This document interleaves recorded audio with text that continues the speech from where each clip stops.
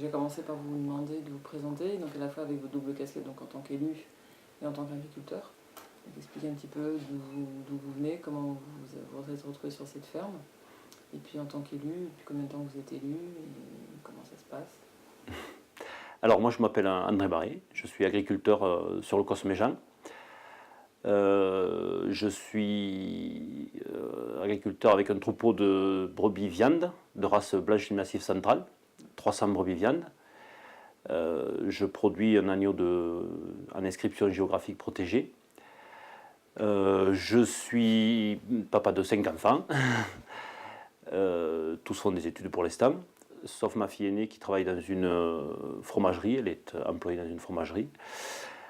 Je suis également maire de la commune, donc la passion des gens, le contact, l'envie de rendre service m'ont conduit à prendre des responsabilités, au début dans les associations et puis ensuite pour la commune, pour la mairie, pour porter des projets, voilà, avec l'envie qui m'animait d'impacter un territoire, de porter les choses et de construire surtout. Et vous êtes maire depuis combien de temps? Alors c'est mon premier mandat, donc maire depuis 2008, mais j'ai été élu conseiller municipal en 1995. Je suis également élu à la communauté de communes de la vallée de la Jonte. Okay. Et pour revenir à vos brebis, vos 300 brebis, c'est comment par rapport aux autres exploitations Alors ça fait partie bientôt sur le Cosméjean des plus petits troupeaux. En ovin viande, en tout cas, c'est un seuil en dessous duquel ça devient compliqué de ne vivre qu'avec ça. Ma compagne de travail, c'est nécessaire. C'est nécessaire. En troupeau laitier, on peut passer avec des troupeaux de cette taille-là. Mais sinon, pour un troupeau viande, il vaut mieux avoir une activité complémentaire. Alors, soit un travail, emploi, soit une diversification. Alors, je l'ai eu fait avec du cochon charcutier qui était transformé à la coopérative Cos-Lozère, qui a été initiée par les acteurs du territoire, donc une dizaine d'agriculteurs. Et ça permet de compléter les revenus sur certaines exploitations qui sont elles aussi de petite taille. Ou alors, éventuellement, sur les exploitations bien installées, d'avoir un associé par exemple, ou de faire vivre le couple avec les deux acteurs qui sont avec un métier agricole.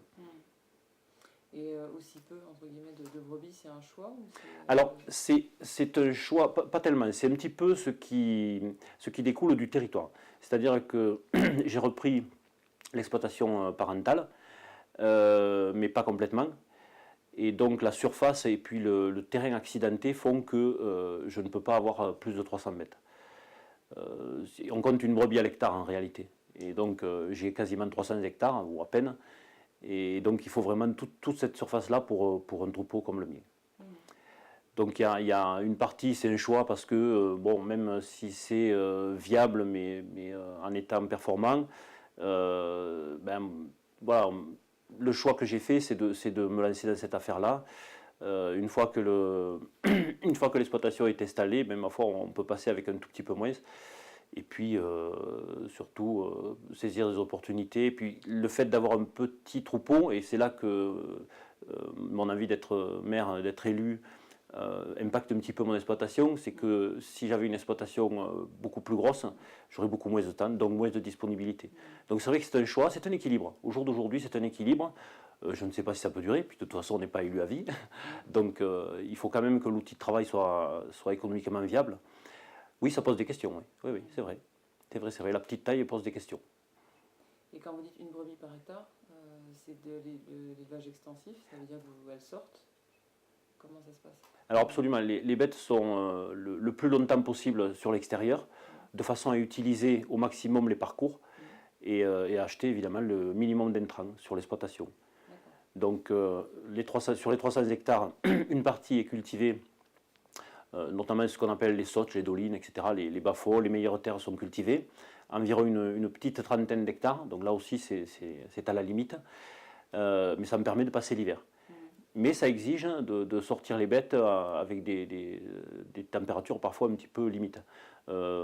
J'utilise la déclivité du terrain, entre autres le fait que j'ai une exploitation qui descend jusqu'à la rivière à 600 mètres d'altitude. Et donc à ce moment-là, les bêtes vont manger plutôt à l'automne ou très tôt au printemps sur les parties basses de l'exploitation. Et puis en été, elles mangent sur les parties hautes qui, elles, sont à un petit peu plus de 1000 mètres d'altitude. Donc j'utilise les saisons, j'utilise tout ce que la nature peut donner sur un territoire comme le mien. C'est super d'avoir une rivière sur une exploitation du Causse, c'est quand même pas fréquent. Alors oui, effectivement, c'est pas fréquent. Encore que le Cosméjean, c'est une île en pleine terre, donc entourée par le Tarnon, le Tarn et la Jonte de l'autre côté, qui se rejoignent au Rosier. Alors utiliser la rivière, bon, c'est une chance, mais en fait, c'est pas tellement utilisable. Notamment la partie qui est sous l'exploitation est à sec une très grande partie de l'année. Mais il n'empêche que oui, effectivement, ne serait-ce que touristiquement, ça sert aussi, c'est un atout, oui. C'est-à-dire touristiquement.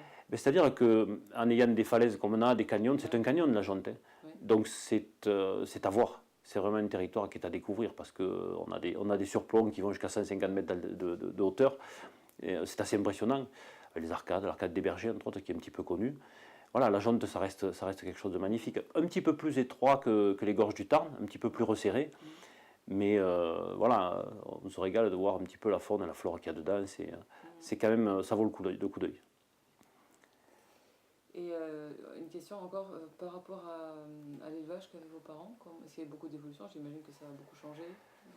En fait, très peu. Très peu. Ce qui a évolué, c'est qu'on a rendu la terre un tout petit peu plus performante. On met un tout petit peu d'engrais. Ça reste une agriculture très raisonnée quand même.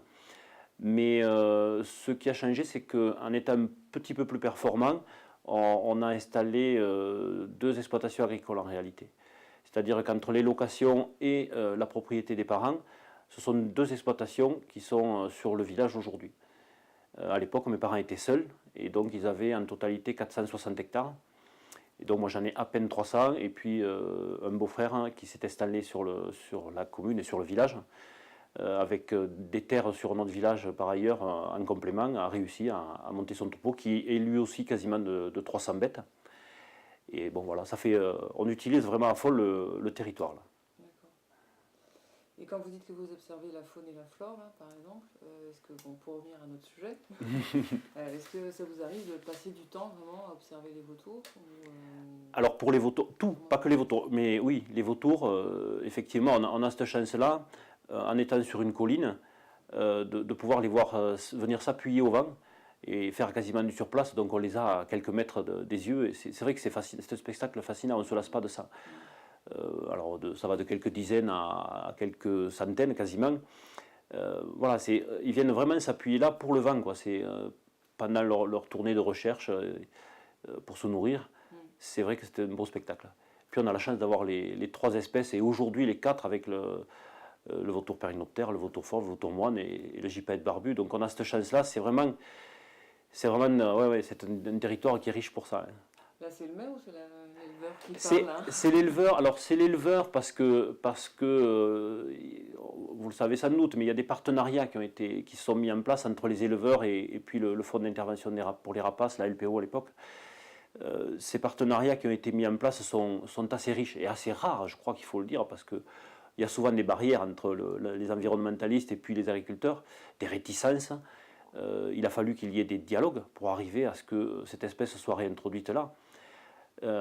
Et grâce au dialogue, encore une fois, on a réussi à mettre ce projet en place. Et ce projet d'ailleurs a besoin d'être discuté encore, parce que l'opération marche, je dirais presque plus que bien, trop bien. Alors aux yeux des agriculteurs, ça pose quelques soucis, on en parlera.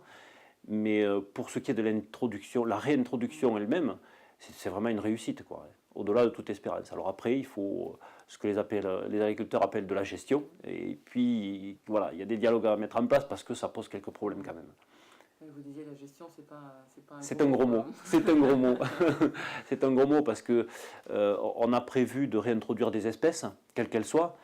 Et a priori, comme elles étaient menacées, il n'y a pas de limite. C'est nos limites. Et en réalité, on s'aperçoit qu'aujourd'hui, il y a quelques soucis. Ces problèmes ont été dans un premier temps niés.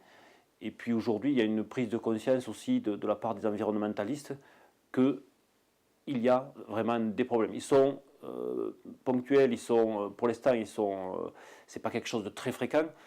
Et donc, par le dialogue, il faut arriver à cette prise de conscience et puis à voir ce qu'on peut faire ensemble parce que c'est possible.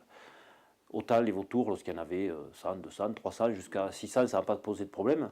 Aujourd'hui, il y en a beaucoup plus. Beaucoup de l'ordre de combien? Alors je ne saurais pas dire de chiffres, mais je sais qu'il y en a beaucoup plus et leur comportement a changé. C'est-à-dire qu'ils sont beaucoup plus agressifs, ils ont plus faim, réellement, ça se voit.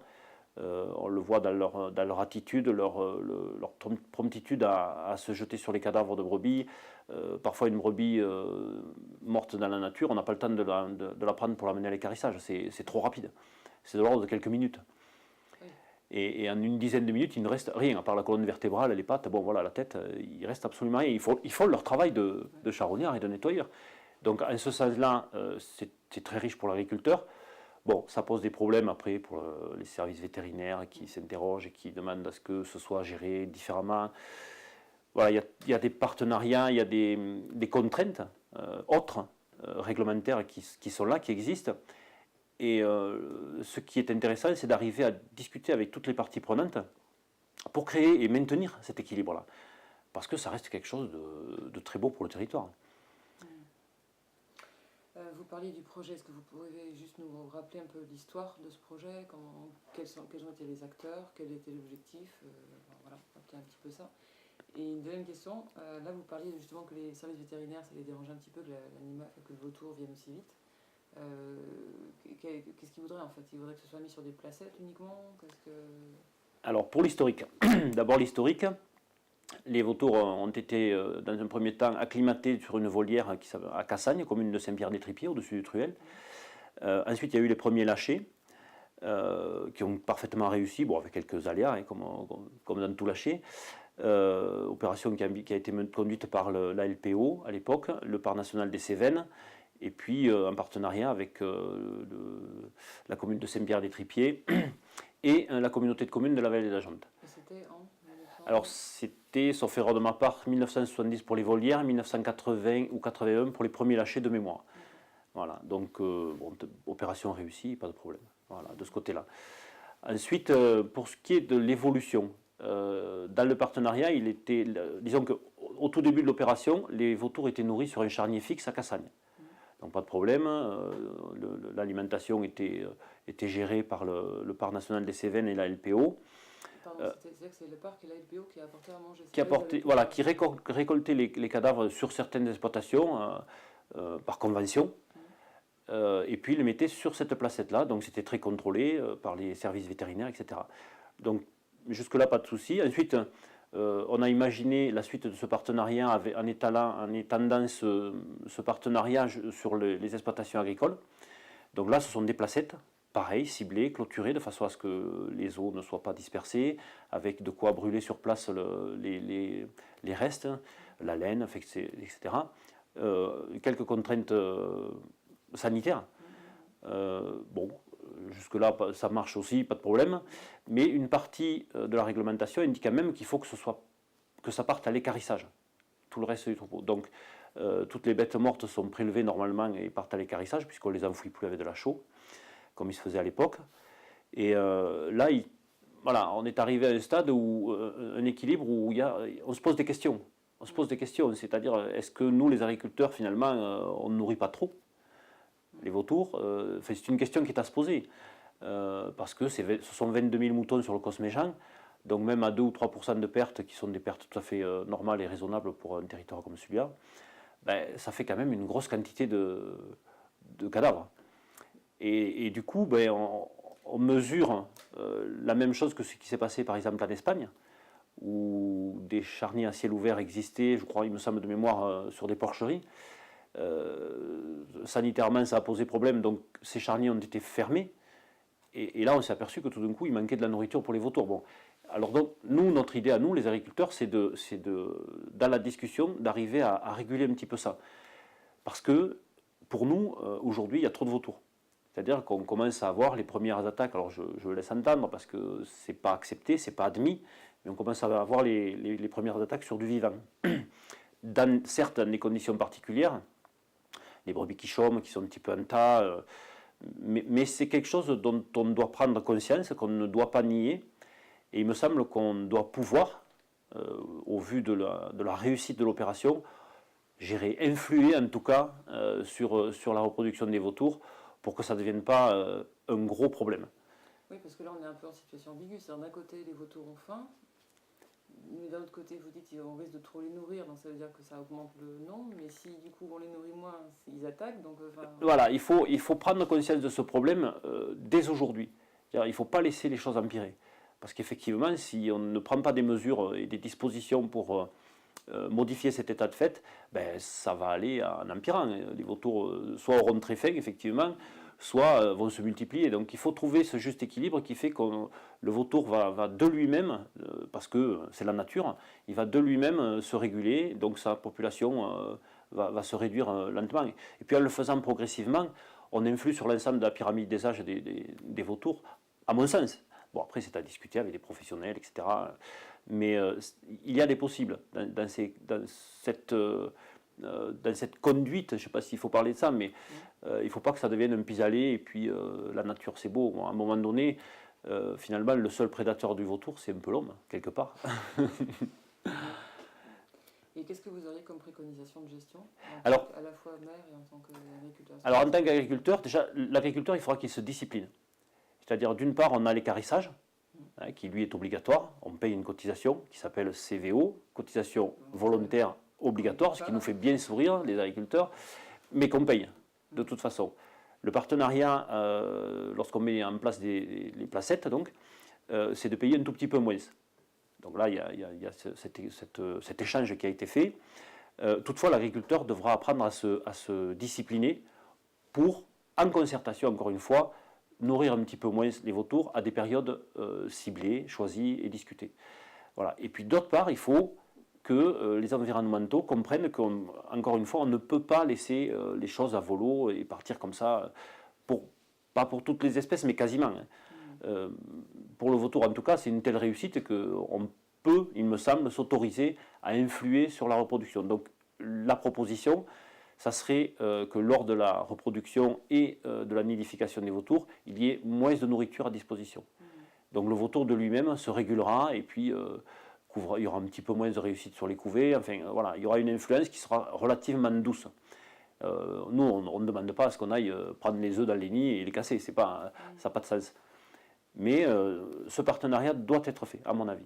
Et là, c'est à la fois en tant qu'agriculteur, donc pour me raisonner, nous les agriculteurs, mais en tant que maire, parce que quand on est maire, allô monsieur le maire, je viens d'avoir une attaque par les vautours, donc on est souvent en première ligne, et on s'adresse à des institutions qui sont parfois peu réactives, avec très souvent une forme de négation de l'action elle-même. Et puis la position de maire fait qu'on se retrouve très souvent entre le marteau et l'enclume, c'est-à-dire percevoir les lois, d'une part, et puis d'autre part, percevoir la colère des gens qui sont sur le territoire. C'est pour le vautour, c'est pour le loup, c'est pour le lynx, c'est pour etc. Donc à un moment donné, il faut vraiment qu'on ait des dialogues qui nous conduisent à des équilibres. Voilà. Le territoire il vit bien de son métier. Moi, je suis heureux d'être agriculteur. Il n'y a pas de souci sur ça. Mais on doit être entendu. Parce qu'on est dans un système où on prévoit la protection de tous azimuts. Et il manque cet aspect de dialogue et ce regard que les agriculteurs ont, eux, au quotidien. Donc quotidiennement, on est confronté vraiment à cette problématique. Alors, il peut y avoir de l'accident. Un vautour peut manger une bête accidentée, mais parfois, quand on sait que les bêtes sont en bon état, qu'elles sont dans la lande et qu'il y a une attaque, il y a vraiment un problème, quoi. Et puis quand c'est constaté de visu, il faut accepter que ça existe. Mais ça a changé depuis combien de temps, là, ces attaques? Quand est-ce que vous avez senti vraiment un déclic, quoi? Alors, comme on manque d'informations, on a fait de façon... c'est un jugement qui est empirique, mais en réalité, quelques mois après la fermeture des charniers sur l'Espagne, nous on l'a appris par voie de presse, on s'est aperçu que les vautours étaient plus nombreux d'une part et plus agressifs, entre guillemets. C'est-à-dire vraiment à se précipiter sur le cadavre vraiment très très rapidement. Ils se rendaient sur le lieu, sur les placettes avant même que le véhicule arrive pour poser la bête. Donc vraiment, il y a vraiment eu une perception de ces choses-là. Puis les vautours avaient l'air plus maigres.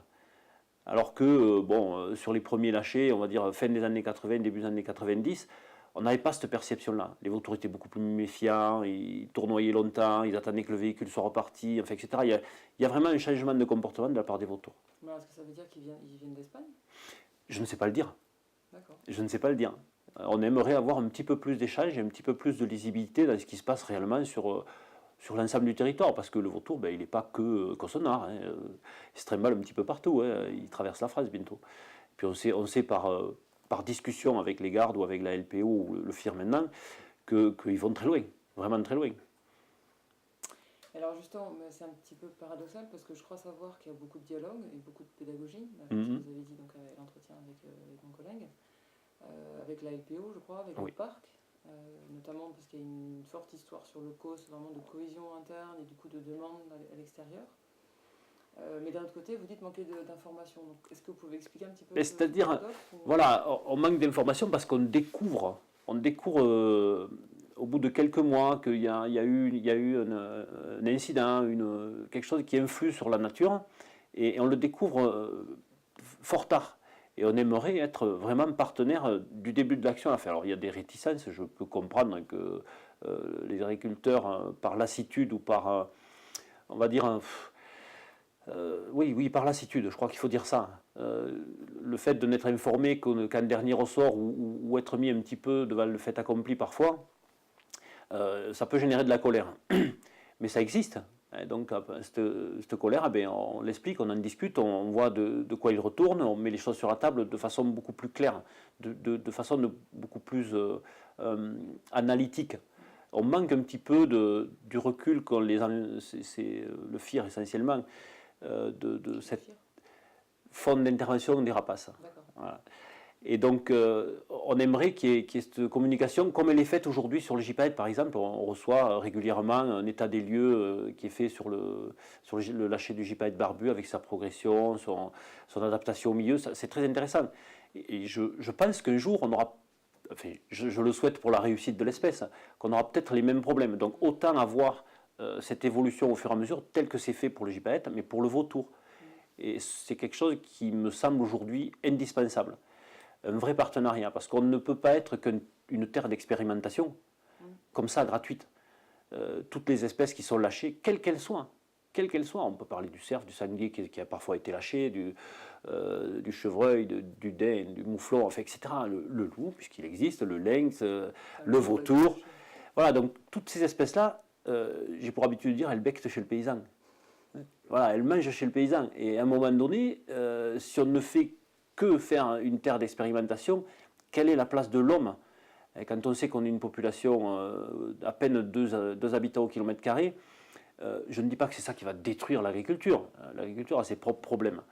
Mais des petits impacts sur des gens qui ne sont pas loin de baisser les bras, ça peut accélérer ce mouvement-là. Donc il faut en être conscient, et si on crée des partenariats, si on crée des partages, alors à ce moment-là, ça devient différent. C'est très riche pour le tourisme. Donc on a, là, en tant que maire, j'en suis bien conscient, en tant qu'agriculteur aussi, parce qu'on a des possibilités. Nos produits peuvent, avec des images comme ça, peuvent se vendre mieux, à condition que ce soit partagé, que ce soit promu, etc., qu'on ait un véritable échange. Et il y a des possibles. Vraiment, réellement, on peut échanger sur ça, on peut faire des choses.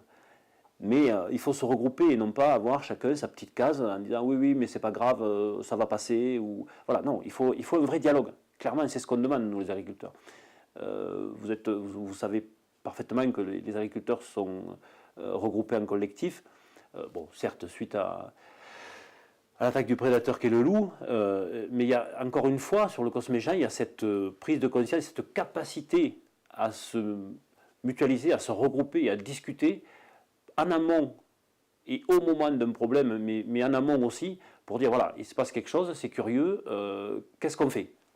Voilà, et chaque fois, on demande à avoir en face de nous des interlocuteurs qui nous écoutent, qui prennent en compte nos problèmes et qu'on puisse conduire, de façon à pouvoir conduire ensemble des actions. Alors, il ne faut pas croire que la nature, c'est la liberté totale. À un moment donné, il y a des hommes qui essayent de vivre. Hein. Le classement au patrimoine mondial de l'UNESCO en est une démonstration.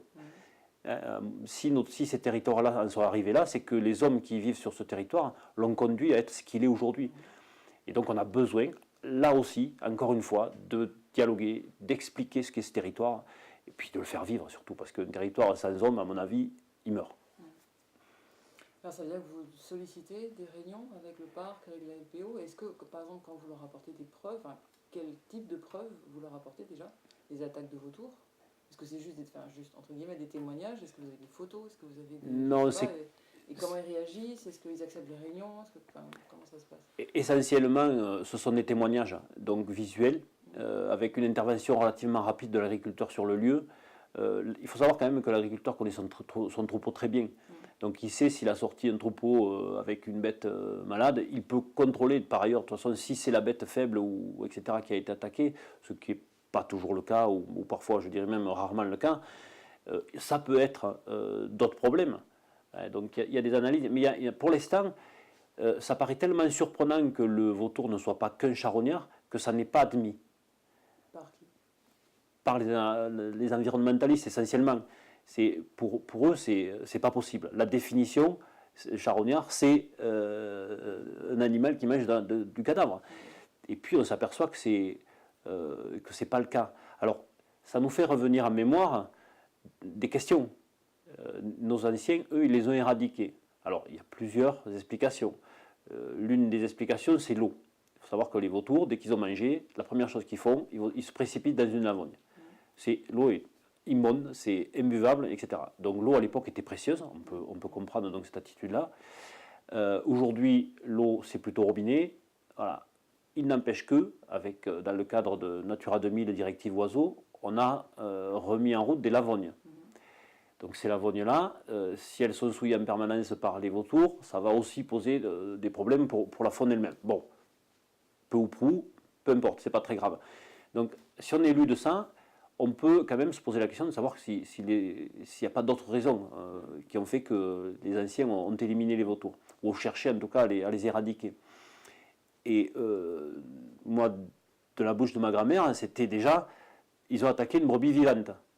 Alors on essayait d'imaginer que la brebis était faible, que ceci, que cela, et la pédagogie de ceux qui ont lâché les vautours, c'était de dire non, c'est pas possible, c'était une bête faible, etc. Aujourd'hui, on se repose les questions. Et il ne faut pas en re-arriver à ce constat-là. Donc il faut réellement agir, prendre des mesures les plus douces possibles, mais il faut prendre des mesures pour que ça ne se renouvelle pas. Sinon, ça devient un échec et on va vers une confrontation. Et les agriculteurs, essentiellement les agriculteurs, parce que sont eux qui sont impactés, risquent de se radicaliser. Et c'est jamais bon. C'est pour ça que je dis que le dialogue est nécessaire et indispensable. Et alors par rapport à l'époque des anciens, est-ce qu'il y avait autant de vautours? Comment ça évoluait avant de les faire disparaître, est-ce qu'ils étaient vraiment nombreux? Il parlait de dizaines de vautours, pas de centaines. Et déjà avec 10 vautours, ils attaquaient les bêtes? Des dizaines. Alors je ne saurais pas dire, il y avait des dizaines de vautours. Bon, ça reste la parole des anciens. Après, vérifier, il n'y a pas d'image, les seules photos qu'on a, ce sont quelques vautours pendus à une barre de bois portés par 3 chasseurs. Donc voilà, ça reste une photo. Ça n'est pas, ils n'ont pas pris en photo la curée, ils n'ont pas pris le nombre de vautours, etc. Alors est-ce qu'il y a des écrits? Peut-être ça vaudrait le coup de rechercher dans les écrits, voir un petit peu ce qui s'était passé, on va dire, au début du siècle précédent. Là. Et pourtant, quand on va au musée, là, dans les vallées là, des vautours, ils disent non, les anciens acceptaient très bien le vautour, il n'y avait absolument aucun problème. Mais ça, c'est une question de communication. Lorsque vous voulez installer une espèce, vous dites qu'elle n'est pas dangereuse, qu'elle ne nuit pas, qu'elle est favorable à la biodiversité. Pour le loup, on va même jusqu'à dire l'acceptation sociale. Nous, l'acceptation sociale, on sait ce que ça veut dire. C'est accepter de se faire bouffer 1, 2, 3, 4, 5, 10% de brebis chaque année. Et l'acceptation sociale, chez nous, ça ne marche pas. C'est de l'économique aussi, un petit peu. Il faut être... voilà, à un moment donné, il faut savoir ce qu'on veut. Soit on vide totalement un territoire de ces hommes, et on pense que ça va pouvoir marcher là aussi. C'est-à-dire on sait ce qui va se passer. Au bout de 10, 15, 20 ans, ça sera embroussaillé, ça n'aura pas d'attrait, ça sera entretenu de façon, on va dire, épisodique et puis technique ou tactique éventuellement. C'est-à-dire on débroussaille là, on entretient là, mais ça sera fait à grand renfort d'agents publics. Alors que là, c'est l'agriculteur qui, par ses moutons, etc., entretient le territoire. Donc, ce partage du territoire, il doit être fait. Il faut quand même savoir que les agriculteurs, d'après les fouilles qui ont été faites, archéologiques qui ont été faites, il serait là depuis le néolithique, en gros. Donc, bon, on a une raison d'être, quelque part. L'homme, dans un milieu aussi difficile que le nôtre, il est tout le temps confronté à des adversités. Ça peut être des prédateurs, ça peut être d'autres hommes, d'autres concurrences. Mais on a su garder cet équilibre, je le crois, et on est encore bien vivant, et surtout dans l'échange. C'est-à-dire que la population elle-même partage des choses. L'association Le Méjean est là pour en faire la démonstration, c'est-à-dire que quand on se réunit, on parle de nos soucis, nos joies, nos peines, on parle de tout. On parle de tout. Et on parle aussi du vautour, on parle du loup, etc. Et donc, on a une analyse qui nous est propre, certes. On a une analyse qui peut paraître empirique, mais qui, au fil des années, s'avère quand même relativement proche de la réalité. L'association Le Méjean, donc, pour rappel, c'est une association qui regroupe les habitants du Causse, au sens très large. Est-ce qu'il y a donc différents types de populations? Alors, le Causse Méjean, l'association Le Méjean est née d'un besoin de se réunir à une époque où la population n'était que de 1,2 ou 1,4 habitants au kilomètre carré. Alors ça peut paraître surprenant, on a une population qui a progressé. Alors oui, de 1,4, on est passé à 2 et un petit peu plus. Mais il n'empêche que la fondation de cette association a été l'occasion du renouveau du Causse Méjean et d'une prise de conscience de possibilités. Une poignée d'hommes et de femmes ont décidé de prendre en main le destin de ce plateau et ont influé pour arriver au résultat qu'on a aujourd'hui. C'est-à-dire on a l'eau au robinet, il faut savoir qu'elle est arrivée en 64, 65, 66, etc. et suivante. Le téléphone, il n'y avait que quelques postes d'abonnement public disséminés de ci, de là sur le Causse Méjean. Donc c'est le téléphone qui est arrivé. Bon, l'électricité était arrivée un petit peu avant, dans les années 50. Mais il n'empêche que ça a maintenu la population qui était là à l'époque, qu'on a à l'intérieur de l'association Le Méjean, il y avait le groupement de vulgarisation agricole, donc le GVA, qui a poussé les exploitants à se former, d'une part, à moderniser leurs exploitations, à se regrouper, travailler en commun. Voilà. Et on a créé comme ça une dynamique, et surtout socialement, ça a été très fédérateur. Parce qu'à partir de là, il est né le groupe folklorique, le club d'animation, le club de foot, etc. etc. Toute la vie sociale qu'on peut avoir partout ailleurs. Alors certes, à la taille de la population, de la densité de population qu'on a sur ce territoire-là, mais il n'empêche que c'est très bien. Et aujourd'hui encore, on perçoit les fruits de ce regroupement, de cette mutualisation des forces, dans la capacité au dialogue. C'est-à-dire lorsqu'il y a un problème sur le territoire du Méjean, immédiatement on se réunit. Il y a un problème. Qu'est-ce qu'on fait? Comment c'est? On analyse les données qu'on veut bien nous donner ou que nous sommes capables nous-mêmes de récolter, et on dit ce vers quoi on veut aller, ce qui nous paraît raisonnable, et ce qui nous paraît très bon de faire. Alors après, à nous, alors là c'est la double casquette qui revient, ce sont des réunions qui sont en tant qu'agriculteur, mais du coup en tant que maire, je transmets ça soit à mes collègues, soit éventuellement aux services compétents, DDT, préfecture, etc. Très enrichissant, très formateur, mais parfois compliqué. Okay. Et j'imagine que maintenant, là, il y a quand même de plus en plus de touristes sur les gens, de Oui. résidences secondaires. Absolument. Comment ça se passe le dialogue avec ces acteurs-là? Qu'est-ce qu'ils en pensent du vautour? Est-ce que d'une manière générale vous arrivez à discuter avec eux? De tout, d'environnement, je sais pas, est-ce qu'ils ont des idées très appuyées sur l'environnement, sur la conservation de la nature? Est-ce qu'ils acceptent vos points de vue? Alors, il y a des dialogues, parfois des non-dialogues, parce que justement, la communication qui est faite en amont, elle est faite à sens unique pour protéger, c'est de l'ultra-protectionnisme de l'environnement. Mais le dialogue existe quand même là aussi. C'est-à-dire, beaucoup de gens sont venus s'installer sur le Causse Méjean parce que c'est un territoire préservé. Et je crois qu'il faut quand même souligner que, malgré le fait qu'on ait pratiqué 40 ans d'agriculture, entre guillemets, un tout petit peu plus intensive, quoique très raisonnée, parce que vu l'épaisseur de terre, on ne peut pas faire n'importe quoi, dans le dialogue, on explique bien ce qui se passe. Et ce territoire reste préservé. Que ce soit les maires en développant les hameaux et en évitant le mitage du territoire, que ce soit les agriculteurs en ne défrichant pas tous azimuts, etc. Que ce soit les agriculteurs, encore une fois, avec des échanges par le biais de Natura 2000, je précise, directive oiseaux, ces échanges font que ce territoire garde son équilibre. Il reste préservé, mais vivant. Et il est essentiel que ce paysage évolue, avance, recule, etc., qu'il y ait de l'enracinement et que cet enracinement recule, qu'on utilise les bois, qu'on trouve d'autres voies de production, alors je pense aux plaquettes de bois, etc. Il existe plein de possibles là aussi. Seul, effectivement, on commence à être un petit peu, pas très nombreux, quoique bien que le nombre d'exploitations agricoles sur le Cosméjean se maintienne, voire progresse sur la commune de Hurs-la-Parade, on reste peu nombreux.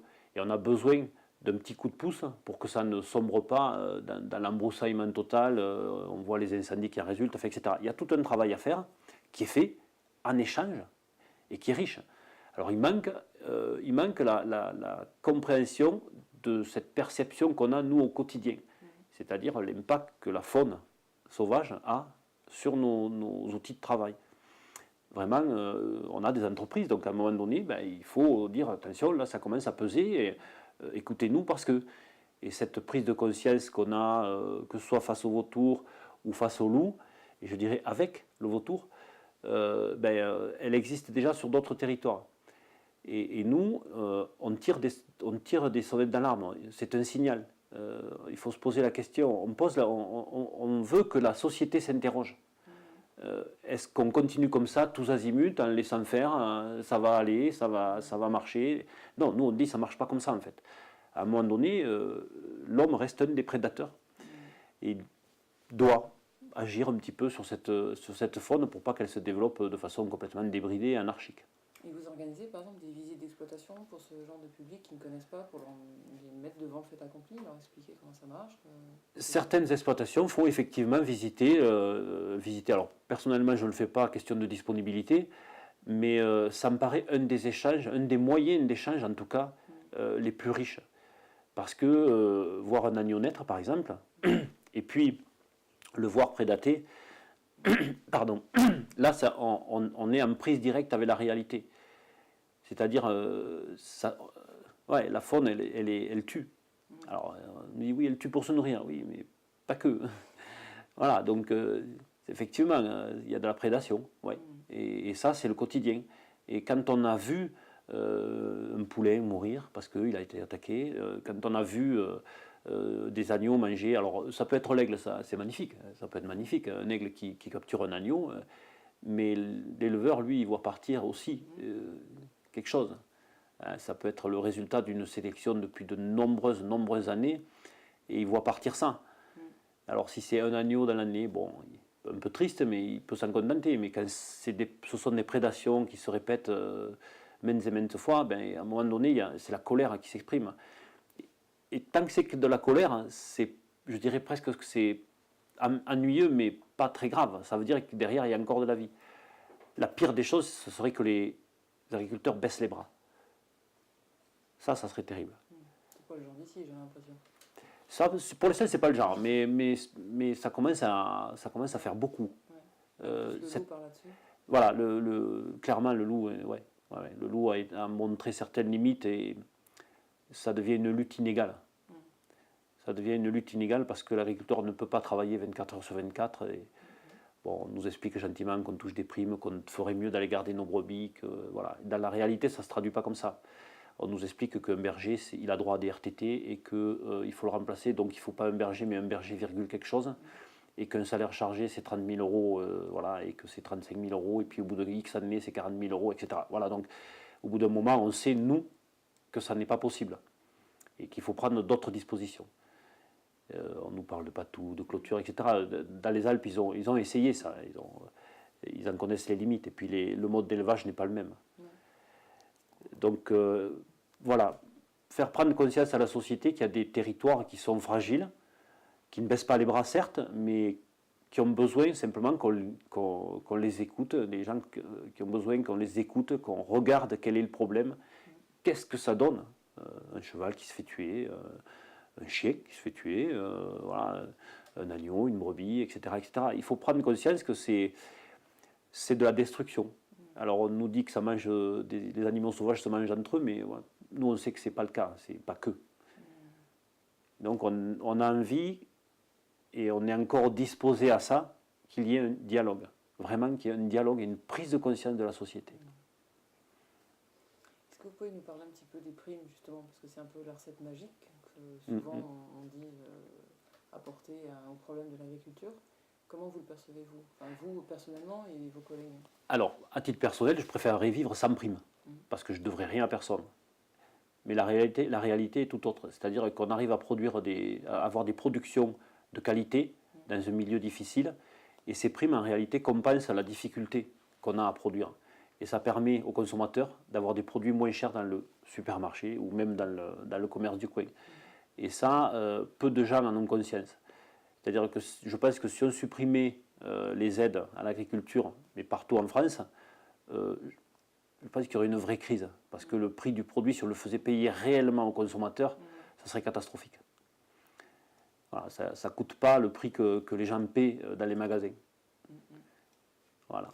Et la prime, quand un animal s'est fait manger par un vautour, par un loup, On en a. Alors, quand un animal est prédaté comme ça, que ce soit un vautour. Alors, vautour, c'est pas pris en compte. Hein.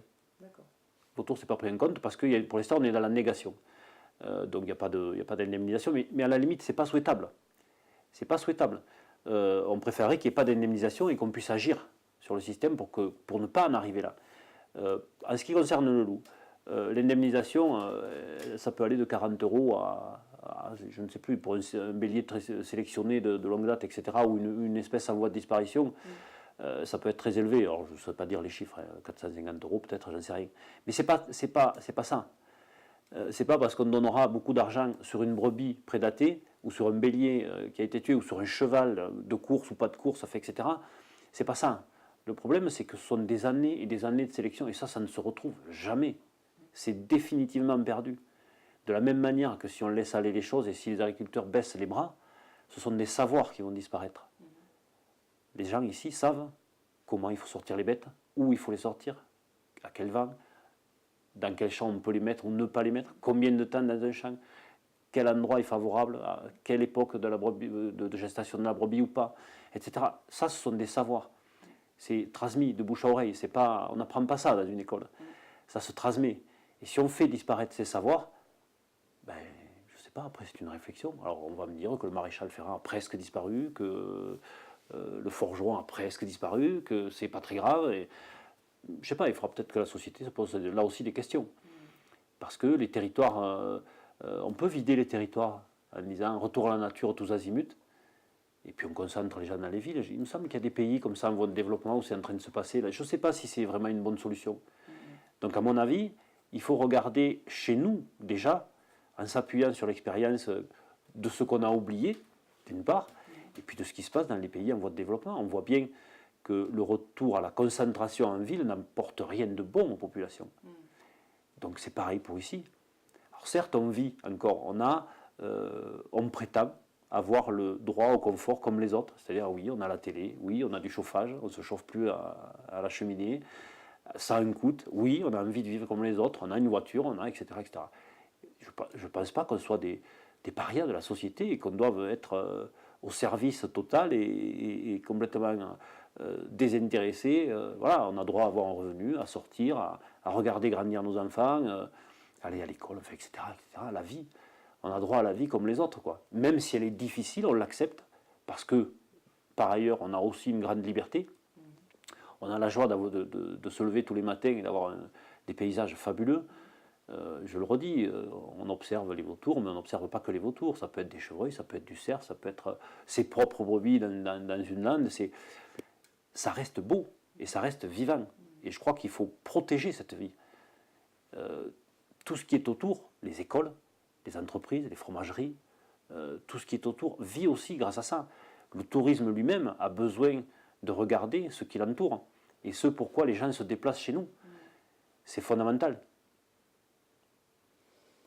Et si vos enfants souhaitaient s'installer et reprendre votre exploitation, qu'est-ce que vous leur diriez ? C'est une question. Alors, oui, sur mes 5 enfants, deux ont fait des études, hydrogéologue d'une part et géographie d'autre part. A priori, ils ne sont pas destinés à reprendre une exploitation agricole. Mais on a eu la démonstration sur le territoire que des gens qui ont fait de grandes études sont revenus s'installer. Parce que le métier d'agriculteur est complexe, complet, et celui qui veut développer un outil de travail, il peut pleinement exprimer à la fois son potentiel physique d'une part, parce qu'il faut travailler, mais aussi son intellect. Parce qu'on peut conclure des marchés, on peut ouvrir des niches, on peut aller chercher des possibilités de marché, etc. Tout est possible et c'est un métier extrêmement complet. On est un petit peu vétérinaire, un petit peu maçon, un petit peu bricoleur, un petit peu mécanicien, on est comptable, on est analyste, voilà, on a toutes les facettes existent. La loi, on est obligé de connaître les textes. C'est un des métiers, je pense, les plus complexes et les plus complets qui existent. Il faut en même temps être très proche de la nature, sentir la nature, savoir quand est-ce qu'on travaille une terre, comment on la travaille. C'est extrêmement complexe. En cas de difficulté, il faut savoir travailler en commun, s'entraider. Ça développe toutes les fibres à mon avis, qui existent chez l'homme. Et alors de là à dire que l'un des 5 restera et reprendra l'exploitation, je ne sais pas. Pour l'instant, je fais les choses pour moi. Je ne veux pas les faire pour eux. Ils auront leur propre choix. Je leur montre la réalité de ce que c'est. Il y a des fibres. Il y a des fibres. Certes, oui, j'en rêve qu'un de mes garçons ou ma fille reprenne l'exploitation, parce que ma fille n'est pas très loin. Elle a un métier qui lui permettrait de sentir et de voir les choses. Et elle sait très bien comment ça fonctionne. Donc oui, que l'un de mes enfants reste, oui, ça serait quelque chose de magnifique. Par contre, j'aurais le conseil de leur dire de ne pas mettre les 2 pieds dans le même sabot. Parce que l'agriculture aujourd'hui, telle qu'elle est, ne nourrit pas, à part d'avoir une structure suffisamment grande, mais sur une structure telle que la mienne, ça ne suffit pas. Et il faut avoir d'autres facettes. Ça peut être un travail à côté, ça peut être une diversification, ça peut être du tourisme, ça peut être de l'accueil, ça peut être de la randonnée, ça peut être... Voilà, il y a plein de possibles là aussi. Il faut en avoir conscience avant de partir et se lancer dans cette aventure-là. Et de toute façon, s'il le faisait, dans la mesure de mes moyens, je serais là, quoi. Je crois que c'est très important que les générations se tendent la main. Là, je vais reprendre un point que vous avez dit à mon collègue. On va changer un petit peu, on va revenir sur le vautour. Vous disiez que les vautours stressent les bêtes. Donc, c'était là aussi pas reconnu. Comment vous observez ça? Est-ce que vous pensez que ça peut être pris en compte? Qu'est-ce qu'ils en pensent à la FPO, au parc? Ce qui serait... Oui, alors, ça, effectivement, ça existe. Le fait qu'ils aient faim, et notamment quand les bêtes chôment, c'est-à-dire quand elles sont ce qu'on appelle ici la tchourade, c'est-à-dire qu'il fait très chaud, elles mettent la tête dans les buis ou sous les sapins, et elles sont vraiment très serrées. Et les vautours, pour eux, c'est de la brebis qui ne bouge pas. Et donc il faudrait, à mon avis, qu'il y ait des bergers, qui ne sont pas de vrais bergers, mais qui soient des bergers des vautours en quelque sorte, et qu'ils constatent par eux-mêmes. Et on voit, dans certains cas, les vautours tourner, se rapprocher, se poser à côté des bêtes, et il y a une peur, panique. Alors, ça peut être des bêtes étouffées, ça peut être etc. etc. Donc c'est un constat, encore une fois, c'est un constat. Ça n'est pas une méthode de prédation, du moins on espère que ça n'est pas ça, parce que alors ça deviendrait très compliqué. On constate, voilà, on constate. On aimerait que ça soit vu, que ce soit analysé, et encore une fois qu'on puisse en discuter. Est-ce que vous trouvez que ce comportement-là est normal? Nous, on constate que ça n'existait pas avant. Pourquoi est-ce qu'ils font ça? Pourquoi? Voilà, les questions. Pour l'instant, on en est encore au stade des questions. Mais ça veut dire que les bêtes s'étouffent? Ça panique. Alors, avec les vautours, elles ont un tout petit peu l'habitude, donc elles ne vont pas très loin. Mais ça peut être des clôtures cassées, ça peut être des brebis qui se mettent en tas parce que tout d'un coup, elles s'aperçoivent qu'il y a 10, 20, 30, 40, 50, 100 vautours qui sont posés derrière, et ça crée un mouvement. Mais à titre personnel, j'ose espérer que ça n'est pas moyen de prédation, parce que là, ça devient compliqué, quoi. Et j'ai perdu ma question. C'était la prédation par les vautours. Voilà.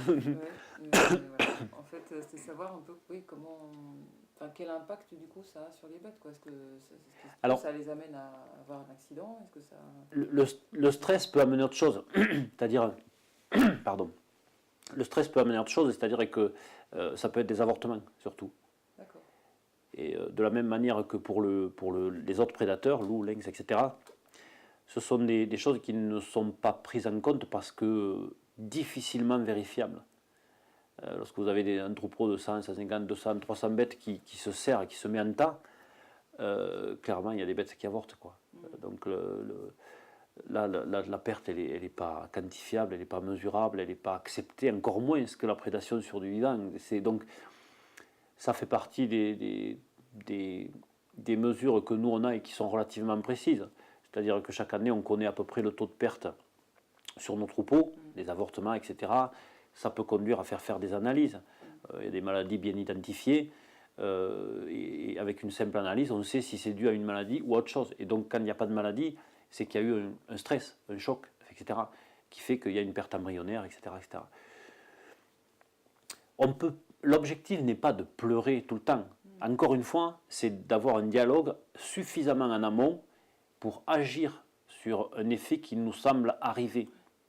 Et à partir du moment où on a conscience de ça et qu'on met en place des mesures, voilà. Encore une fois, un gros mot de régulation. Il faut qu'on agisse sur. On ne peut pas laisser les choses partir à volo. C'est pas la nature, on lâche des animaux et c'est beau. Non, ça ne marche pas comme ça. Il faut vraiment. Autant le vautour, c'est une réussite et c'était un partenariat qui jusque-là a été exceptionnel. Autant il faut prendre conscience qu'il y a des dégâts annexes, entre guillemets, et qu'on doit pouvoir agir et analyser, au minimum analyser ça. Alors, il faudra des gens sur le territoire qui soient capables de le faire. Le parc national des Cévennes, pourquoi pas, mais pas que. Je crois que ceux qui ont souhaité que ça se passe comme ça, ben, il faut qu'ils mettent la main à la poche ou qu'ils prennent sur leur temps, ça ne coûte rien, à part du temps, pour constater, voir de visu ce qui se passe. Et là, on perçoit mieux la nature, l'impact que ça a, ce que c'est dans la réalité, dans le quotidien. Mais ça prend du temps. Ça demande de l'énergie. Et pour l'instant, cette énergie-là, c'est l'agriculteur qui l'amène. Et vous disiez aussi que quand vous voyez un vautour, vous courriez dehors, parce que vous avez vos bêtes dehors. Est-ce que c'est vous? Est-ce que vos collègues le font, ça aussi? Tout à fait. Vous n'avez pas de place Tout à fait. Autant quand on jetait un animal mort sur une placette, on savait que le vautour se déplaçait pour aller manger sur la placette. Au jour d'aujourd'hui, on se précipite pour voir vite qu'est-ce qui se passe. Alors, tous les agriculteurs font ça. Qu'est-ce qui se passe? Il y a les vautours qui attaquent. Alors maintenant, c'est devenu les vautours attaquent. Donc attention, déjà on a franchi déjà une petite étape. Là, voilà, on l'a vu essentiellement avec le loup, puisque l'une des règles pour constater que c'est un loup qui a attaqué, il faut vite protéger la brebis des vautours pour pouvoir constater derrière que c'est une prédation, soit de chiens, soit de loups. Alors nous, on s'est aperçu qu'il y avait très peu de chiens, que ça a été sur le Méjean essentiellement du loup. Et donc il fallait se précipiter pour aller vite couvrir la brebis avec une bâche, avec des branchages, enfin peu importe, pour la protéger des vautours. Voilà, donc du coup, ça devient un réflexe. On voit des vautours tournoyer, on se précipite.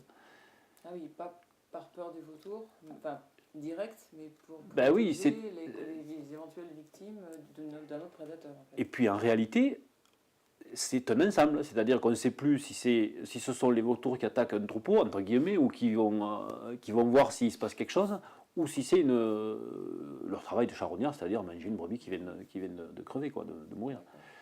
Vous êtes sur le qui-vive tout le temps. Quoi. Donc du coup, on est sur le qui-vive tout le temps. Et ça, c'est exaspérant, ouais, c'est exaspérant. C'est usant.